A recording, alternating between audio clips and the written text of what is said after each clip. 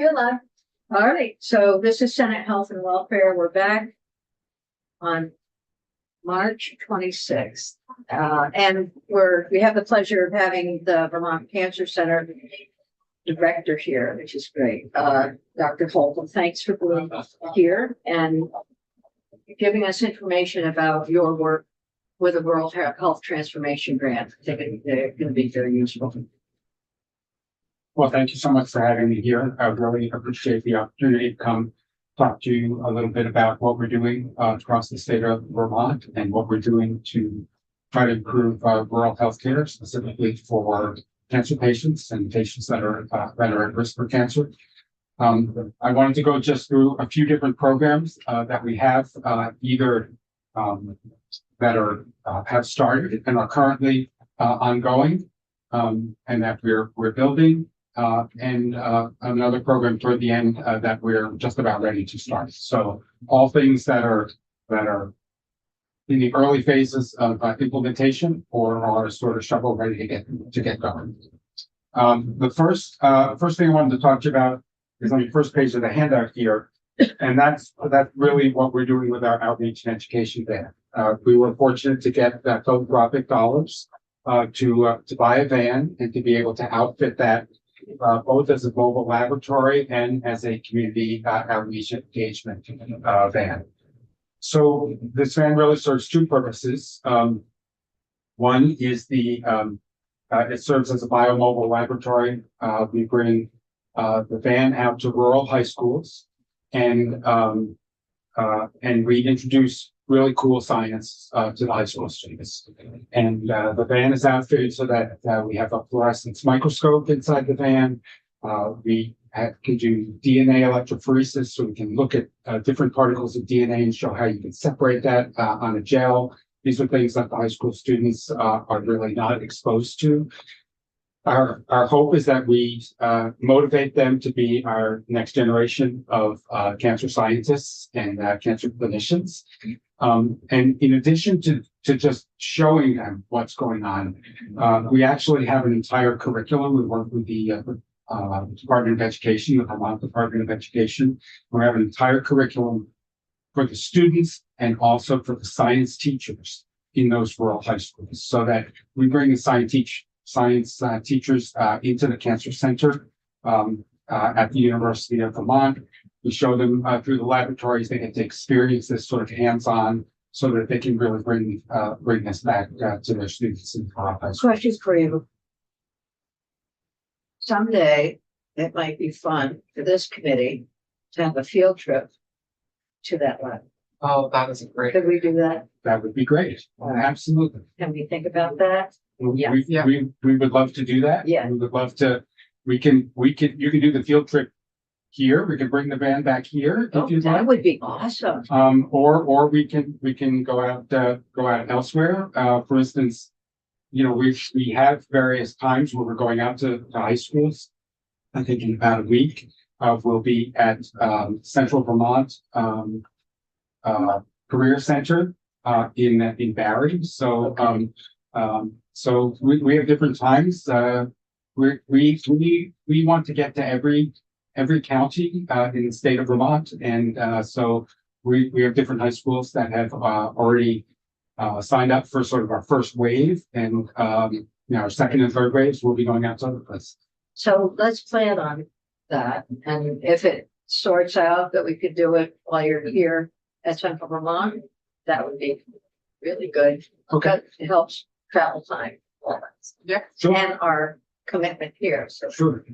Wonderful. good. Thank you. The second thing that the van does is it goes to community events really across the state. We try to focus on providing support and cancer prevention and screening information for the entire state of Vermont and for 6 counties in northern New York. You see this map here of that area. On this map, you'll see that there are little circles and there are numbers in them. That's how many times we've actually been there just in 2025. And every county or zip code here that's has a shade of green means that we've been touching individuals from those areas. You can see on the right side of this first page that We do not do very well in Vermont in lung cancer screening in our rural communities, and we don't do very well in colorectal cancer screening in our rural communities. So these two areas are a really big focus of ours to educate people about the advantages of screening and finding cancer early, and also to bring as much as we can some home testing for cancer screening. We can certainly do that with colorectal screening. We can do that with HPV home testing, which we'll be launching this year. We don't have the capacity to really do home screening for lung cancer at the moment, but we have scientists at the Cancer Center who are working on new modalities to try to develop new techniques for lung cancer screening that could potentially be done at home. And so we hope that all of these things will increase our. We're going to have to ask you a lot of questions when we visit that lab. Okay, that is wonderful. Some of us. I want to know which. I think we know which. Just a question, doctor, is lung cancer, was my understanding as smoking has decreased over time, that the number of lung cancer patients has decreased. Is that actually true? The answer is yes and no. Like many things, it's complicated. So overall, the answer is yes. There's lower rates of smoking generally, and that has decreased lung cancer rates. The problem is the rates of smoking in our rural communities remains very high. The incidence of lung cancer and the mortality from lung cancer from people who live in our rural communities is much higher than those who live in an urban center. And lung cancer remains the leading cause of cancer death across the state of Vermont and in the 6 counties in North Carolina. So it's still a major problem. And we for people who are eligible for lung cancer screening, because it requires that people to go to a center where there's a low dose CAT scan machine, usually requires a whole day. They miss work, they have to travel. The rate of screening for those who are eligible for lung cancer screening, according to national guidelines, is only about 20%. So we can do a lot of that.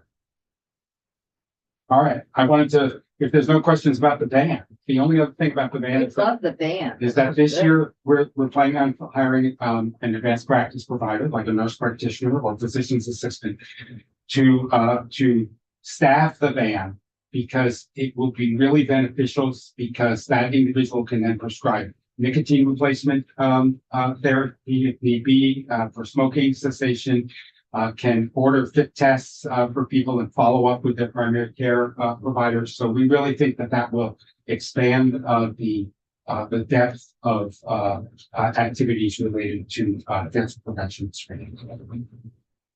On the backside here, I wanted to mention 2 things. We know that our healthcare workforce needs help especially in our rural communities. This is especially acute for oncology care in our rural communities. The average age of our oncologists who are practicing in rural communities is about 65 years old. So they're going to be retiring soon, and it's very hard to recruit people to come to a rural community if they don't come from that background. So one of the things we've done is we've expanded our training program from 2 fellows a year, or 6 fellows total, to 9 fellows total. And those additional fellows are going to get specific training in public health.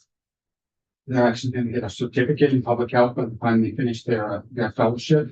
And they're going to be rotating through rural oncology practices here in Vermont.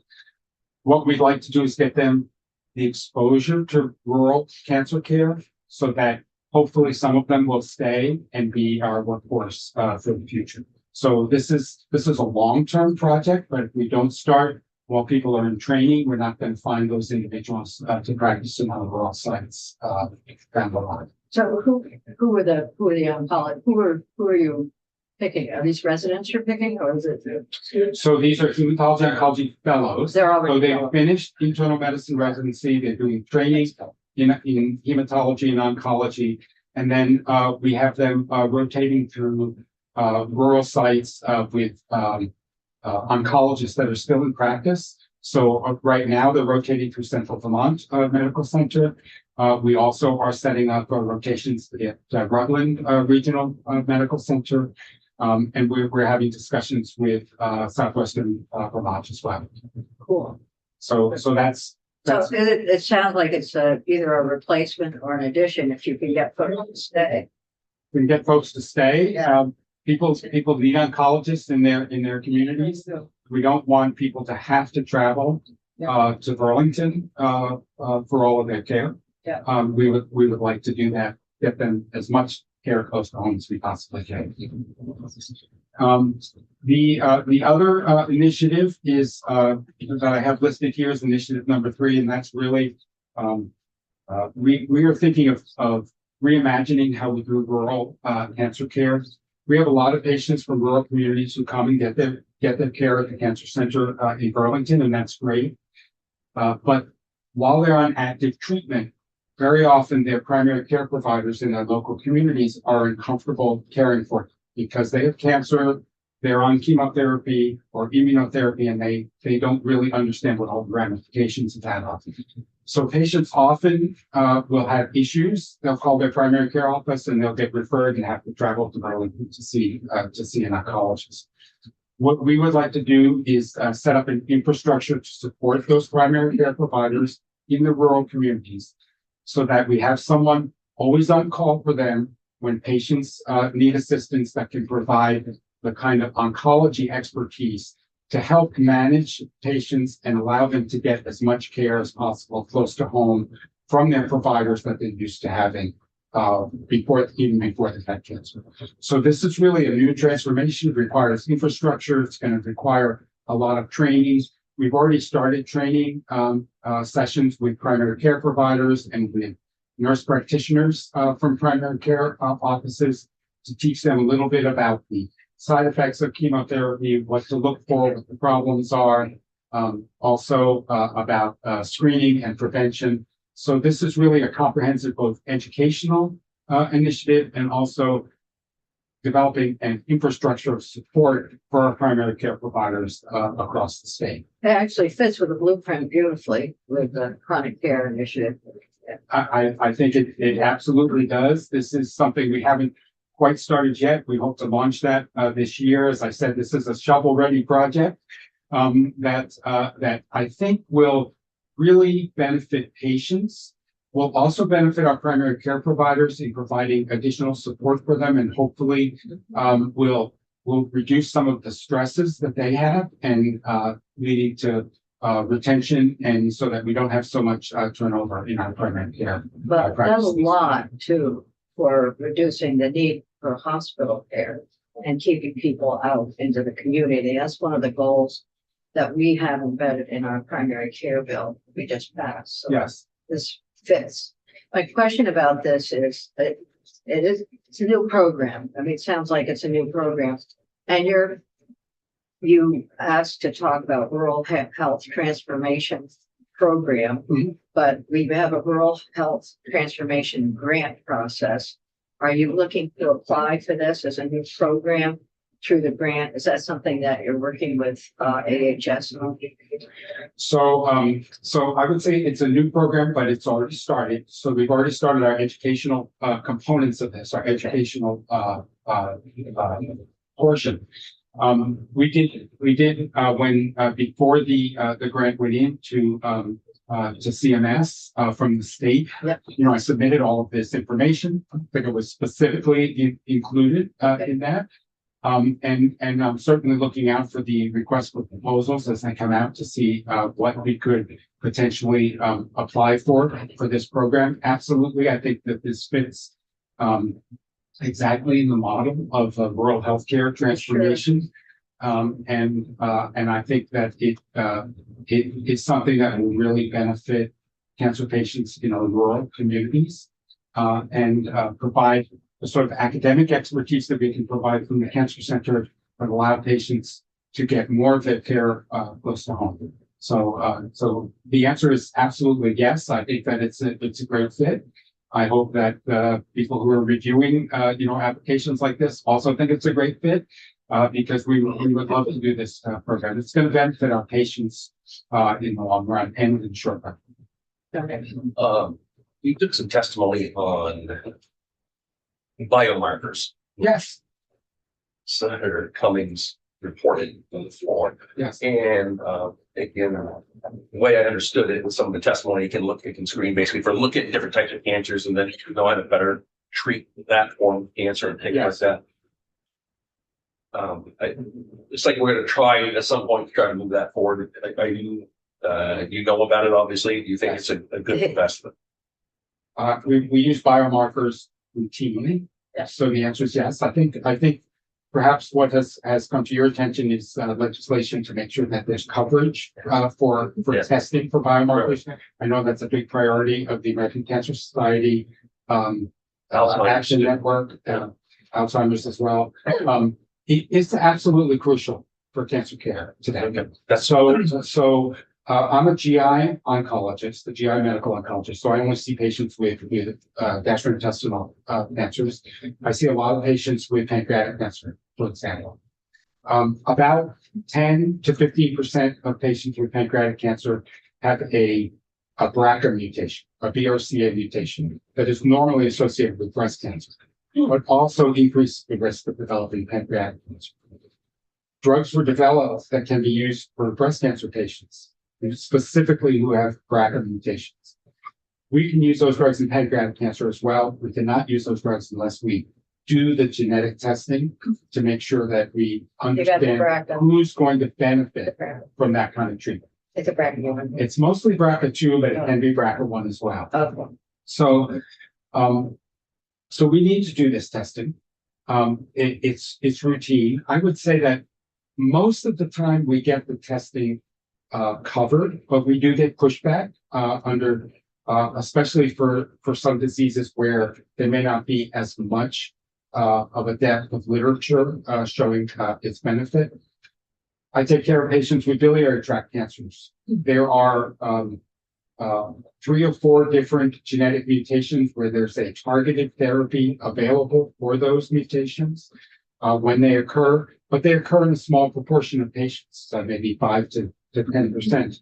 And so sometimes in those cases, insurance companies will push back and say they don't want to do the testing. The other thing that's fairly new and that we use for colon cancer, but is going to emerge in other diseases as well, is that we can do biomarker testing for something called circulating tumor DNA. So when people have cancer, some of those cancer cells die, they release the DNA, and we have sensitive techniques where we can actually find that DNA circulating in the bloodstream. We know that if we find high levels of circulating tumor DNA, that patients have a significant burden of cancer. After they've gotten treatment, if that circulating DNA goes down to 0 or undetectable, we may be able to stop treatment, which would lower healthcare costs. But we need that guidance from that kind of a test. Otherwise, we're probably just going to continue treating people with chemotherapy. They'll have more toxicity. The costs will be higher. So that's another form of biomarker testing that we're now using for colon cancer. But soon, I think we'll be using it for other types of cancer as well. okay. We need coverage for that. Because if we don't have coverage, we can't make those sort of what I would call personalized directive therapies. I'm just hoping that, yeah, I know it's a big investment, but I'm hoping that the other end, you have more savings, right? So, yeah. I think in the end, biomarker testing will actually save money. I think the insurance companies are looking very short term. This is an expensive test. I don't want to pay for it. But if I can stop chemotherapy and not give several months of chemotherapy, it's going to save the insurance companies a lot of money. And costs were coming down too, right, on biomarkers? They're not The testing, some of them are, right? Yeah. the testing is, well, let me put it this way, it's a lot less expensive than a CAT scan Right. or an MRI scan, so, which they routinely approve. So, Yes. it's just like, screening, for cancer. Screening costs money. You have to invest in that. But you're gonna tenfold reduce the amount of healthcare costs because you're gonna find cancer early. And the cost of treating cancer early is much less than when you find it at a later stage. And better for the patient. And a whole lot of advantage. Oh, this is terrific. So we're getting a preview of what we're going to ask and learn about in the lab. But, Yes, exactly right. yeah, So I think all of these programs, fit under the mission of rural healthcare transformation. Obviously, it's very focused on cancer patients. I'm a cancer center director, so that's where my focus is. Rural patients are 20% more likely to die from cancer than people who live in an urban community. And that's just not right. And we should be able to address that. And we can address that if we do the right things and we provide the right kind of support for both the patients and the providers in rural communities.